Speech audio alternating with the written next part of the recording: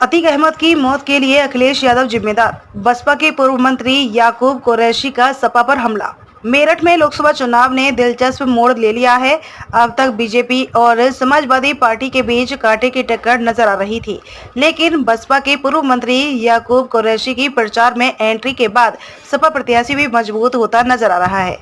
याकूब कुरैशी ने बसपा प्रत्याशी देवव्रत त्यागी के पक्ष में मुस्लिम इलाकों में कई जनसभाएं की, जहां उन्होंने अतीक अहमद की मौत के लिए अखिलेश यादव को जिम्मेदार बता डाला। उन्होंने कहा कि विधानसभा में अखिलेश यादव ने मुसलमान के खिलाफ सीएम योगी को उकसाया। इसके गंभीर परिणाम मुसलमान को भुगतने पड़े। उन्होंने सीधे तौर पर अतीक अहमद की मौत के लिए अखिलेश यादव को जिम्मेदार ठहरा डाला। इसके अलावा मेरठ में समाजवादी पार्टी की टिकट पर चुनाव लड़ रही सुनीता वर्मा के पति को भी उन्होंने घेरा।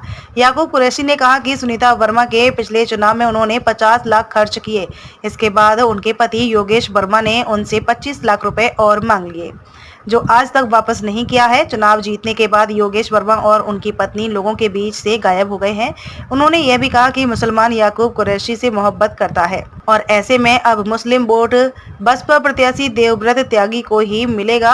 अगर याकूब कुरैशी के समीकरण पर गौर फरमाएं तो मुस्लिम वोटों का बंटवारा हुआ तो नुकसान सीधे सीधे सपा प्रत्याशी यानी सुनीता वर्मा को होगा। इसका मतलब है कि याकूब के चुनाव प्रचार में एंट्री के कारण अखिलेश यादव की परेशानियां बढ़ रही हैं। जानकार बताते हैं कि मेरठ सीट पर भी त्रिकोणीय मुकाबला है। बीजेपी की तरफ से रामायण सीरियल के राम अरुण गोविल मैदान में हैं, तो उनके सामने सपा से सुनीता वर्मा और देवव्रत त्यागी ताल ठोक रहे हैं।